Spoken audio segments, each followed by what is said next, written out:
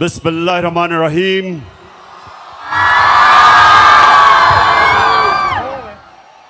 इय्याका नअबुदु व इय्याका नस्तईन। मेरे गुजरात के बाशऊर पाकिस्तानियों,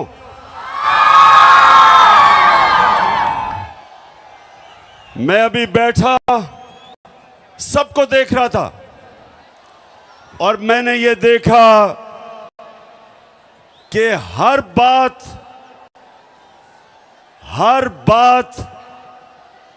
जिसके अंदर कोई सियासी शऊर होना होता था, एकदम मेरे सारे नौजवान और मेरी बहनें एकदम उसके ऊपर रिएक्ट करती थी। माशाल्लाह माशाल्लाह। और आज 8 साल के बाद इसी स्टेडियम में मैं आया और 8 साल पहले मैं समझता था कि बहुत बड़ा जलसा है, लेकिन आज माशाल्लाह आपने सारे रिकॉर्ड तोड़ दिए। शुक्रिया।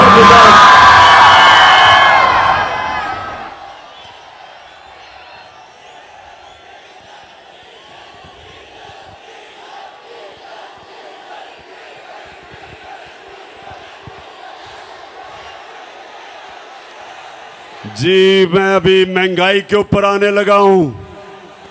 डीजल की कीमतें मुझे पता है कि कहां से कहां गई।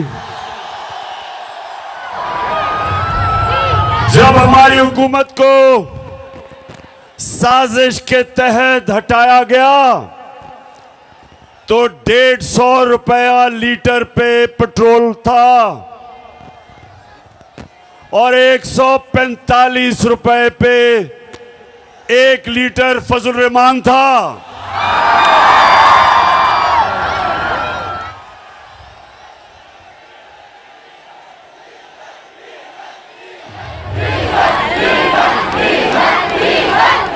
और ठीक कहते हैं नौजवानों, जब डीजल महंगा होता है सब कुछ महंगा हो जाता है। ट्रांसपोर्ट महंगी हो जाती है, जनरेटर महंगा, बिल ज्यादा आता है किसानों का, हर चीज महंगी होती है जब फजल रहमान महंगा होता है। अच्छा गुजरात, अब जरा थोड़ी खामोशी से नौजवानों, अभी मैं डीजल पे बाद में आऊंगा, यानी मजीद डीजल पे बात करने के लिए बाद में आऊंगा। अच्छा अब सुने नौजवानों, अल्लाह ने संजीदगी से सुननी है बात मेरी, क्योंकि मैं नौजवानों आपके लिए खास तौर पे मैं अपनी कौम को हकीकी आजादी के लिए जगाने की कोशिश कर रहा हूं और मैं अल्लाह का शुक्र अदा करता हूं कि उसने मेरी कौम को जगा दिया है, बेदार कर दिया है। कौमों को इश्यूज का समझ आ गई है, कौमों में शऊर आ गया है और पहले शऊर आता है और उसके बाद इनकलाब आता है और इनकलाब हकीकी आजादी का, जो इंशाअल्लाह हमारी कौम को उधर लेके जाएगा जो हमारे अजीम नजरियाती लीडर इल्लामा इकबाल की सोच थी। एक गैरतमंद खुदार कौम, अपने पैर पे खड़े होने वाली कौम, जब दुनिया में बाहर जाए हर पासपोर्ट की दुनिया इज्जत करे। इंशाल्लाह एक वक्त आएगा और नौजवानों बड़ी ख्वाब देखा करो, बड़ी सोच रखो। एक वक्त आएगा और अल्लाह मैं तेरे से दुआ मांगता हूं कि वो वक्त आए कि जब मेरा पाकिस्तानी दुनिया में जाएगा तो दुनिया कहेगी कि वो देखो पाकिस्तानी आ रहा है। ये ऐसे होगा। और नौजवानों सुनो मेरी बात, इंसान वो बड़े काम करता है जो बड़ी ख्वाब देखता है, वो इंसान ऊपर जाता है जिसकी बड़ी ख्वाब होती है। अगर मैं अच्छा, अल्लाह ने क्रिकेट में कामयाबी दी थी तो इसलिए कि मैं बाकी खिलाड़ियों से बड़ी ख्वाब देखता था। मैं कभी मेरी ख्वाब रुकती कहीं नहीं थी कि पहले मैं कहता था मैं पाकिस्तान के लिए खेलूंगा, फिर मैंने कहा मैं पाकिस्तान का सबसे बेहतरीन खिलाड़ी बनूंगा, फिर मैंने कहा मैं दुनिया का सबसे बेहतरीन ऑलराउंडर बनूंगा, और फिर मैंने कहा अपने आप से कि मैं अपनी टीम को वर्ल्ड कप जिताऊंगा। ये होती है ख्वाब। तो मेरे नौजवानों, आप में से बड़े काम वो करेगा जो बड़ी ख्वाब देखेगा, और मैं पाकिस्तान की ख्वाब आपको बता रहा हूं कि अल्लाह ने हमें सब कुछ दिया है। मेरे मौला ने इस मुल्क को 12 मौसम दिए हैं। 12 मौसम है पाकिस्तान में, हम कुछ भी उगा सकते हैं। अल्लाह ने हर किस्म की नेमत दी, ज़रख़ेज़ जमीन दी, टैलेंटेड नौजवान दिए। वो पाकिस्तानी जो बाहर जाते हैं और बड़े बड़े काम करते हैं, जब मौका मिलता है मेरे नौजवानों को, ये सारी दुनिया में शाइन करते हैं, ऊपर जाते हैं। तो जो नौजवानों, मैं आपको आज बात बताना चाहता हूं जिसकी वजह से मैं अपनी सारी कौम के पास जा रहा हूं, अपने नौजवानों को जगा रहा हूं कि जब तक एक कौम हकीकी तौर पे आजाद नहीं होती, उसकी परवाज ऊपर नहीं जाती। गुलाम ऊपर नहीं जा सकते। गुलाम सिर्फ अच्छे गुलाम बन सकते हैं, सिर्फ आजाद इंसान इलामा इकबाल के शाहीन बन सकते हैं, सिर्फ वो ऊपर परवाज कर सकते हैं। कायदे आजम एक गुलाम हिंदुस्तान में एक आजाद लीडर था। मुखालिफ भी कायदे आजम को इज्जत से देखते थे, खुददार थे, गैरतमंद इंसान था। लोग इज्जत आपकी तब करेंगे, नौजवानों ये सुन लो मेरी बात, जितना मर्जी पैसा कमा लो आपको इज्जत नहीं मिलेगी। इज्जत तब मिलेगी जब आप पहले अपनी इज्जत खुद करेंगे। अगर दुनिया से इज्जत करवानी है, पहले अपनी इज्जत को खुद करो। और जो कौमें अपने लोगों की इज्जत नहीं करती, अपने लोगों को भेड़ बकरियों की तरह रखती हैं, लोगों पे जुल्म करती हैं, लोगों को इंसान नहीं समझती, उस कौम की कोई इज्जत नहीं करता। इसलिए मेरे पाकिस्तान के नौजवानों, हमने सबसे पहले अपनी कौम को हकीकी तौर पे आजाद करना है। हमने अपने लोगों को हकूक देने हैं, इंसाफ देने हैं, और इंसाफ दे के लोगों को आजाद करना है, क्योंकि इंसाफ इंसानों को आजाद करता है। तो मैं सबसे पहले जो मैं नौजवानों जरा गौर से सुने कि क्यों हमारे हरे पासपोर्ट की इज्जत नहीं होती, क्योंकि हम अपनी इज्जत नहीं करते। और अगर आपने देखना है कि हमारी इज्जत क्यों नहीं होती, तो चेरी ब्लॉसम शहबाज शरीफ को जरा यहां मुलाहिजा फरमाएं। जरा देखें कि जब मुल्क का सरबराह ऐसी बातें करता है तो उस कौम की कौन इज्जत करेगा। मैं सऊदी अरब से होके आया हूँ, मैं यूएई के होके, अभी मैं तुर्की होके आया हूँ, और मैंने उन भाइयों को कहा कि आप हमारे बड़े अजीम भाई हैं, हमेशा आपने हमारी मदद की। और मैंने यही कहा जब मैं आया हूं तो आप समझेंगे शायद ये मांगने आया है। मैं मांगने नहीं आया, लेकिन मजबूरी है। हमारा जिस तरह माजी में 75 साल में आपने हमारा हाथ बटाया है, कुछ अर्सा आप हाथ बटा। मैंने कहा मैं वादा करता हूं कि इंशाअल्लाह हम पूरी कौम हम मिलकर दिन रात मेहनत करेंगे, पसीना कराएंगे। गुजरात और मेरी आप बहनें इतनी तादाद में आई हैं, आपको भी मैं खुशामदीद कहता हूं। अब मुझे सवाल का जवाब दे। अगर कोई आपको ऐसे कहे, अभी जरा आप जाएंगे बाहर, मांगने वाला आएगा, कहेगा जी मैं मजबूर हूं, यही कहेगा ना मैं मजबूर हूं, या कहेगा जी मुझे पैसे थोड़े दे दो, मैं वापस कर दूंगा बाद में, और आपको पता है वो नहीं वापस करेगा। तो ये जब आपके मुल्क का सरबरा कहता है जी मैं तुर्की गया, मैं यूएई गया, मैं सऊदी अरेबिया, मैं पैसे मांगने गया, तो नौजवानों इसलिए मेरी बड़ी गौर से आपने बात सुननी है। हम एक अजीम कौम है और हमने उस उज़्मत पे पहुंचना है, लेकिन उससे पहले हमने अपने आप को आजाद करना है।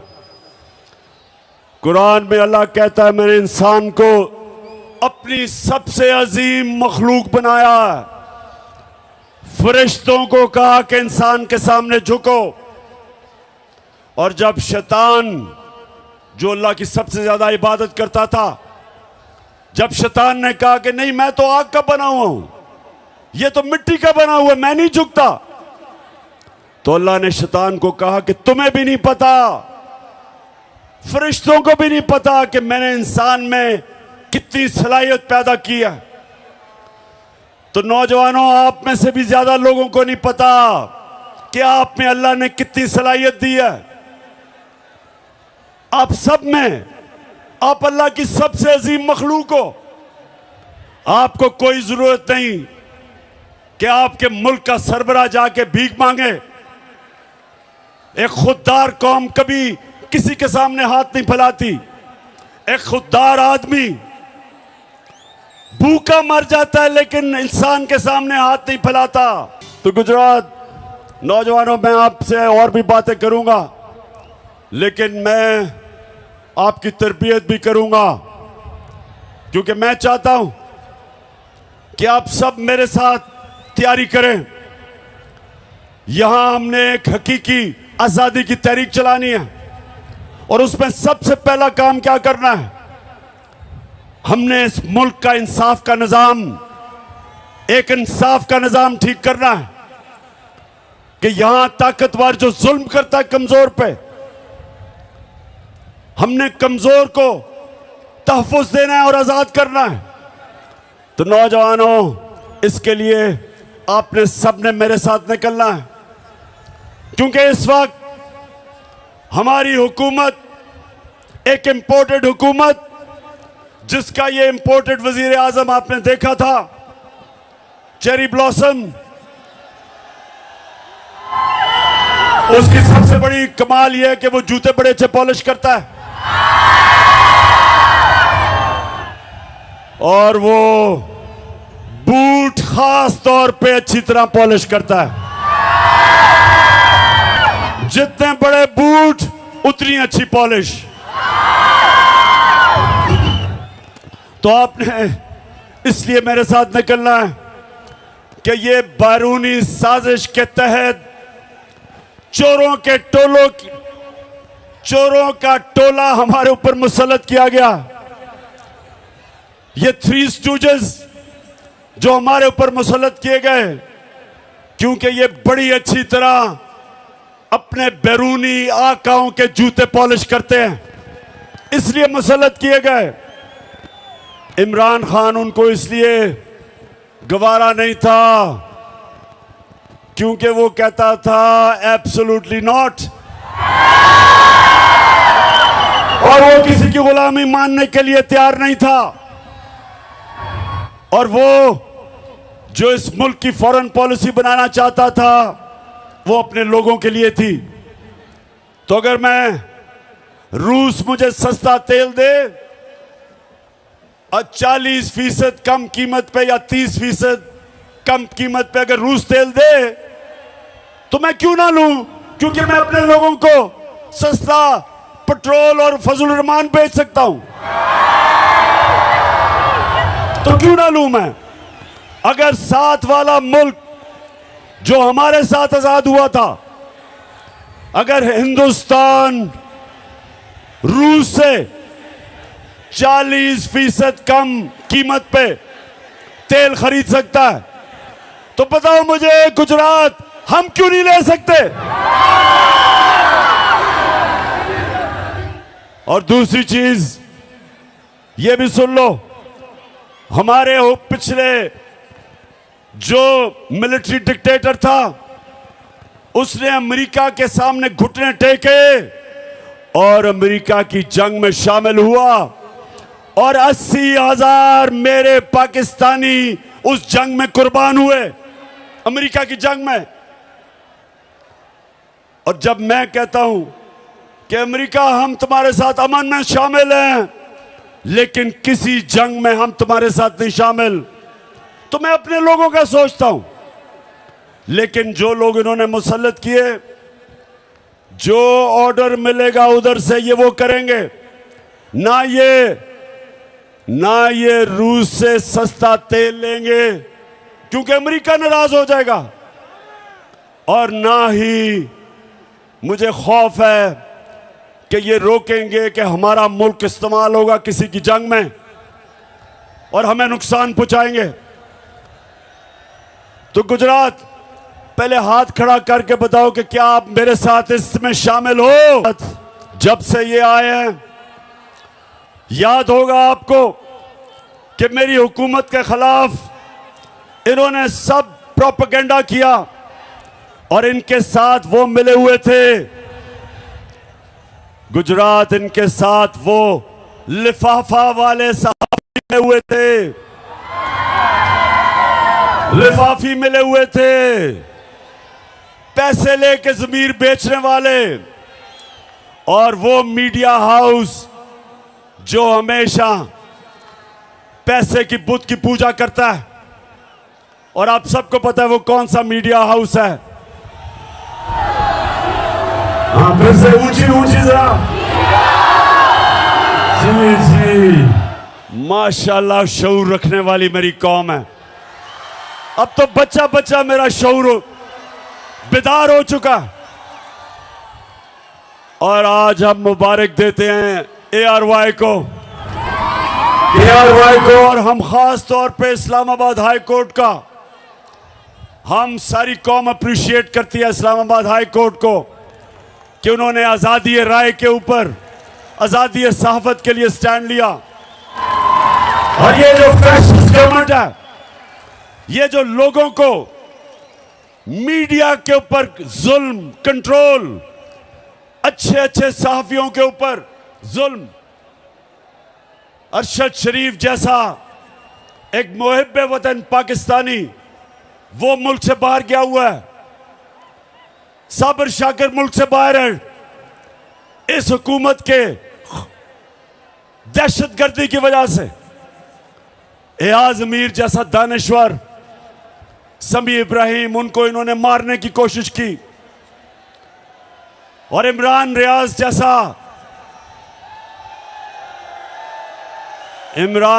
जैसा बाज़मीर सहाफी, उसको जेल में डाला, ARY को बंद किया, बोलने जब दिखाना शुरू किया उसको बंद किया।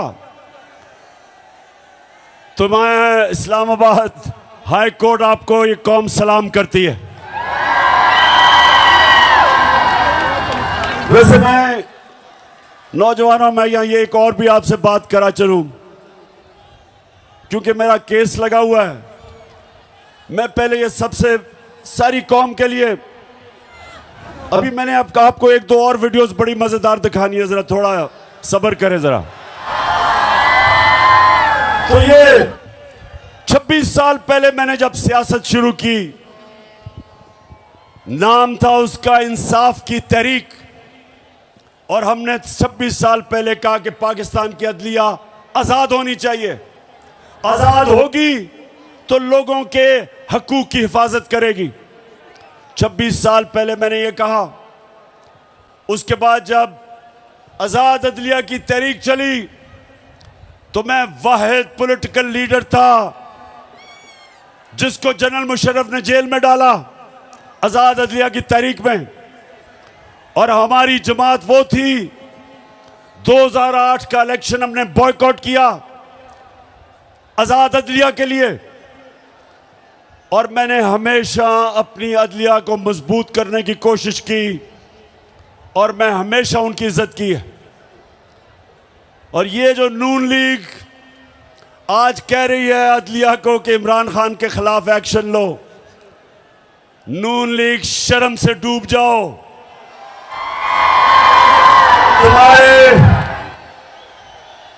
तुम्हारे नवाज शरीफ ने डंडों से सुप्रीम कोर्ट के ऊपर हमला किया था और चीफ जस्टिस सजाद अली शाह, एक ऑनरेबल चीफ जस्टिस को आपने ब्रीफ केस चला के रिश्वत जजेस को दे के एक ऑनरेबल चीफ जस्टिस को हटाया था। कभी मेरे से ये ना कभी कहना कि इमरान खान के ऊपर कंटेम्प्ट लगाओ, ये नून लीग वाले, तुम तो अपना मुंह बंद करो, कभी ऐसी बात ना करना। जस्टिस कयूम को टेलीफोन कर रहे हैं कि जज साहब वो बेनजीर को 3 साल नहीं 5 साल की सजा दो। कभी इमरान खान ने ऐसी चीजें नहीं की। और इंशाअल्लाह हमेशा हम इस पाकिस्तान की अदलिया को मजबूत करेंगे, क्योंकि जब तक आपकी अदलिया मजबूत नहीं होगी मेरे पाकिस्तानियों, आपके हकूक को और कौन हिफाजत करेगा? जुल्म से और ताकतवर से। अच्छा, अब जरा नौजवानों, आपको एक वीडियो दिखाने लगा हूं, उससे पहले मैं बताऊं वो क्या है। जब हम इक्तदार में थे तो सबसे ज्यादा शोर मचा था कि जी बड़ी महंगाई हो गई पाकिस्तान में। वो बिलावल भुट्टो, पता नहीं वो जरदारी है या भुट्टो है, उसने डराने के लिए एक मार्च, महंगाई मार्च की, और यहां आके इस्लामाबाद कहता कि इमरान खान की कांपें टांगेंगी। और दूसरी तरफ नून लीग के शहबाज शरीफ और इनके वजीर हर दूसरे दिन कहें जी IMF के गुलाम बन गए हो आप, IMF के कहने पे महंगाई कर रहे हो। IMF को तुमने पाकिस्तान को बेच दिया। ये हर रोज हमें सुनना पड़ता था इनसे। जरा ये शहबाज शरीफ को सुनाए, ये इक्तदार से पहले क्या कह रहा था IMF के ऊपर, सुने जरा। इमरान नियाजी ने स्टेट बैंक दिया IMF को, कायदे आजम ने आजादी दी, इमरान नियाजी ने IMF का गुलाम बना दिया। सब गद्दार हो, वतन बेच रहे हो, स्टेट बैंक बेच रहे हो, खुद मुख्तारी बेच रहे हो। बात की है राया साहब ने, ये मनी बिल जो आ रहा है और स्टेट बैंक का जो बिल आ रहा है, ये हम अपनी फाइनेंशियल सॉवरेनिटी, अपनी जो खुद मुख्तारी है सरेंडर कर रहे हैं, which is much worse than what happened on 16th of December 1970। जनाबे वाला, यहां पे स्टेट बैंक जो है वो IMF की लोकल ब्रांच बन चुका है। हमारे यहां पे स्टेट बैंक के गवर्नर के रूप में वायसराय आ चुका हुआ है। हम इस वक्त एक फाइनेंशियल कॉलोनी बन चुके हुए हैं मालियाती अदारों। अच्छा, अब ये सुने, मैं तो वैसे नौजवानों, आप भी जैसे जैसे आपकी उम्र होती रहेगी आप अप्रिशिएट करेंगे कि अल्लाह वाकई अल हक है, सच का खुदा है। उसका वादा है कि सच तो थोड़ी देर नहीं, सच ने सामने आना है, क्योंकि वो अल्लाह अल हक है। तो इन्होंने ये बातें की कि जी IMF का गुलाम है, पाकिस्तान तबाह हो गया। और जब से आप ये आए, आप ये पता क्या कह रहे हैं? जब शौकत तरीन ने कहा कि जनाब सूबों कैसे पैसे इकट्ठे करेंगे आपके लिए, क्योंकि सैलाब आ गया है, सैलाब के अंदर अरबों रुपए की तबाही हुई है, तो शौकत तरीन ने कहा कि आप ये कैसे, हम कैसे सूबे पैसे इकट्ठे करेंगे जब इतनी तबाही आई है? तो यही नून लीग ने कहा कि इनके ऊपर तौहीने IMF लगाना चाहिए। इनको गद्दार बना दिया कि इनकी जुर्रत कि ये IMF की बातें नहीं मान रहे। ये सुने कि ये होते हैं मुनाफिक। जब इक्तदार से पहले थे तो तब IMF बहुत बुरा था, और हम वो जमात थे जो कीमतें नीचे रख के बैठे हुए थे, जबकि हम भी IMF के प्रोग्राम में थे। फिर से मैं आपको याद करा दूं, हमारे दौर में जब हमारी गवर्नमेंट थी तो पेट्रोल था 150 रुपए लीटर और डीजल था 145 रुपए लीटर। और आज ये कहते हैं कि IMF का हुक्म आया है। IMF का हुक्म पे आज डीजल पेट्रोल चला गया 236 रुपए लीटर, 80 रुपए लीटर बढ़ा है 4 महीनों में। और जो डीजल है वो 100 रुपया बढ़ा। तो मैं सवाल पूछता हूं कि जब हम इनसे पूछते हैं कि जी क्यों इतना आपने तेल क्यों इतना बढ़ाया, तो कहते IMF का हुक्म है। हम भी IMF के प्रोग्राम में थे, हमने महंगाई ऐसे नहीं आने दी। हमारे दौर में, नौजवानों की जरा सुनो, सेंसिटिव प्राइस इंडेक्स होता है जो आम लोगों के इस्तेमाल करने की चीजें। तो हमारे दौर में जो महंगाई थी, आलमी महंगाई थी, SPI हमारे दौर में 17 से 18% था। आज कितना है बताओ, कितना है आज? 45%, 3 गुना ज्यादा। 4 महीने में क्या हुआ कि 45% पे महंगाई पहुंच गई। हमारे दौर में तेल आलमी मार्केट के अंदर $103 और $110 में था। फिर से सुन लो, हमारे दौर में 103 से $110 पे तेल था आलमी मंडी में। आज $96 है तेल, आज $96 है, उससे कम है। तो आज पेट्रोल और डीजल इतना महंगा कैसे हो गया? हम भी IMF प्रोग्राम में थे, आज इतनी महंगाई कैसे हो गई? इन्होंने तो सारी हमारी हुकूमत के खिलाफ प्रोपेगेंडा महंगाई पे किया था। आज लोगों से पूछे बिजली के बिल, हमारे दौर में 18 रुपए यूनिट बिजली थी, उसको भी हमने 5 रुपए पे सब्सिडाइज किया था। आज बिजली 36 रुपए यूनिट है और टैक्सेस लगा के 50 रुपए तक पहुंच जाती है। बिजली के बिल आए आपके घरों में? बताएं, आए बिजली के बिल? बिजली के बिल आए तो मुझे बताएं कि साथ आपने डिस्प्रिन रखी हुई थी सर दर्द बचाने के लिए। ये है आज जो बाहर से हमारे ऊपर इंपोर्टेड हुकूमत जो लेके आए थे। ये इसलिए नहीं आए थे महंगाई कम करने के लिए, ये आए थे अपने करप्शन के केसेस खत्म करने के लिए। तो ये गुजरात, ये महंगाई कम करने नहीं आए थे, ये अपने करप्शन के केसेस वो खत्म करवाने आए थे। पहले जनरल मुशर्रफ ने इनके केसेस खत्म किए, एनआरओ दिया 2008 में। तब इन्होंने अरबों रुपए की चोरी की थी, शरीफ और जरदारी खानदान ने।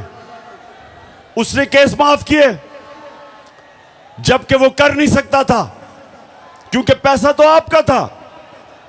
गुजरात फिर से समझ जाओ, चोरी और करप्शन में क्या फर्क है। चोरी होती है जो आपके घर में कोई आके चोरी करे, मेरी कोई घड़ी चोरी कर ले, मेरे घर से पैसे लूट ले, ये इसको चोरी कहते हैं। करप्शन होती है जब कौम का पैसा चोरी होता है, जो पैसा आपके स्कूलों पे, अस्पतालों पे, सड़कों पे, गुर्बत कम करने पे, सब्सिडी देने पे, जो पैसा आपके ऊपर लगना होता है वो इनकी जेबों में चला जाता है, वो मुल्क को नुकसान पहुंचाता है। और जब मुल्क के सरबरा, प्राइम मिनिस्टर, वजीर चोरी करते हैं, मुल्क तबाह हो जाता है। तो गुजरात, हमारी जंग इंसाफ की, जब इंसाफ आएगा तो चोरी खत्म होगी, करप्शन खत्म होगी। और इसलिए हमने सबने मिलके इस इंपोर्टेड हुकूमत के साथ आप तैयारी करनी है, एक तहरीक चलानी है, और जब मैं कॉल दूं आप सबने निकलना है। मैं इस हुकूमत को आज खबरदार करना चाहता हूं, ये जो आप हरबे इस्तेमाल कर रहे हैं, ये जो आप जुल्म कर रहे हैं, ये जो आपने शहबाज गिल के ऊपर तशद्दुद किया, जेल में उसको डाल के, उसको नंगा करके जो उसके ऊपर आपने तशद्दुद किया,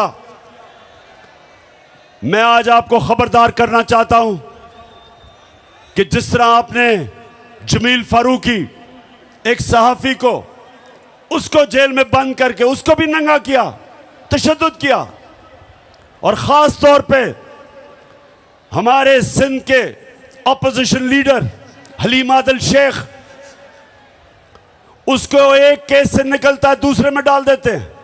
27 FIR सिंध के ऑपोजिशन लीडर के ऊपर की हुई हैं, उसको जेल पे उस पे तशद्दुद किया। तो मैं इसके अलावा जो आपने सहाफियों से किया, मैं आज आपको वाज़े तरीके से खबरदार करना चाहता हूं कि हमारा जो इंसाफ का, जो हमारी इंसाफ की जो तहरीक है, अगर इसी तरह आप करते रहे वो इस्लामाबाद की तरफ आएगी और आप सबको छुपने की जगह नहीं मिलेगी। तो मेरे नौजवानों, सब तैयार हो जाओ कि हमने जुल्म का मुकाबला करना है। ये जितना हमारे ऊपर, मेरे कारकुनों पे जितनी FIRs काटेंगे, मेरे ऊपर मुझे दहशतगर्द बना दिया, दहशतगर्द की FIR काट दी कि मैंने सिर्फ ये कहा कि जो शहबाज गिल के ऊपर तशद्दुद हुआ, जिन लोगों ने किया, उनके खिलाफ कानूनी कार्रवाई करेंगे। इसके ऊपर मेरे ऊपर दहशतगर्दी का इन्होंने दफा लगा दी। जो मर्जी आप करें, ये मैच का वो वक्त आ गया है। 20 साल क्रिकेट की ग्राउंडों में मुकाबला करने के बाद ये मेरा तजर्बा है कि आज जो हमारा मुकाबला है इन चोरों से, वो मैच का वो वक्त आ गया है कि PDM आप सब जो मर्जी कर लो, अब आप जीत नहीं सकते। जो भी कर लो, बाहर बैठे हुए अपने जो आका हैं, उनके घुटने घोड़े बेचते भी दबाओ, जितनी मर्जी उनकी खिदमत करो, ये तुम मैच अब नहीं जीत सकते। मैं जितने भी हमारे जलजला सैलाब से मुतासरीन लोग हैं, सारे पाकिस्तान में, गिलगित बल्तिस्तान, आज़ाद कश्मीर, पख्तूनख्वा, DG खान खास तौर पे, और राजनपुर डिस्ट्रिक्ट पंजाब की और सिंध की ज्यादातर डिस्ट्रिक्ट्स मुतासर हैं, और बलोचिस्तान। मैं इंशाअल्लाह अपनी सारी पार्टी को भी, अपनी कौम को इकट्ठा करूंगा, पैसे जमा करूंगा और माशाअल्लाह चीफ मिनिस्टर का जो रिलीफ फंड था उसमें 5.5 अरब रुपया आया, लेकिन इससे बहुत ज्यादा आना था क्योंकि लोग पहुंच ही नहीं सके, लोग टेलीफोन कॉल नहीं कर सके। तो इंशाल्लाह अभी हम तैयारी कर रहे हैं, हम देख रहे हैं कि किधर किधर लोगों को जरूरत है और उसके बाद मैं मजीद और पैसा इकट्ठा करूंगा अपनी कौम से और इंशाल्लाह अपने सैलाब के मुतासरीन को ये मैं यकीन दिलाता हूं कि सारी कौम आपके साथ खड़ी है। मैं चीफ मिनिस्टर साहब आपको और मून साहब को, आप दोनों को इस जबरदस्त जलसे पे जो आपने इंतजामात किए खराज तहसीन पेश करता हूं। मैं अपनी पार्टी भी तहरीक इंसाफ के मेरे सारे लोग जो आज यहां आए हुए हैं बड़ी तादाद में, मैं आज आपका भी शुक्रिया अदा करता हूं कि इतना जबरदस्त आज गुजरात के अंदर जलसा किया। मैं आप सबका, अपनी बहनों का आज शुक्रिया अदा करता हूं और नौजवानों खास तौर पे क्योंकि आप हैं मेरी टीम जिसने पाकिस्तान को मैच जिताना है।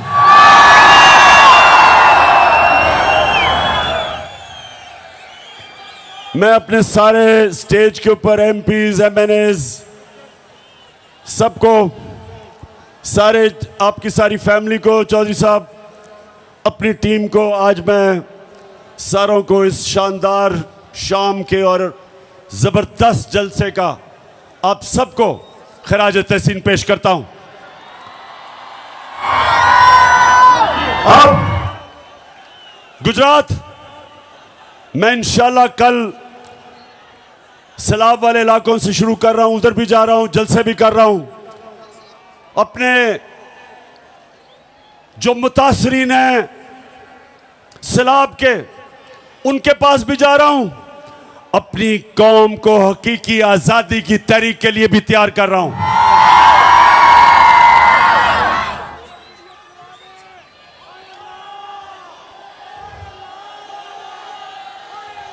अच्छा, तैयार हो आप? तैयार हो तहरीक के लिए? माशाल्लाह माशाल्लाह। गुजरात, मैं आज आप सबका दिल से शुक्रिया करता हूं। पाकिस्तान जिंदाबाद।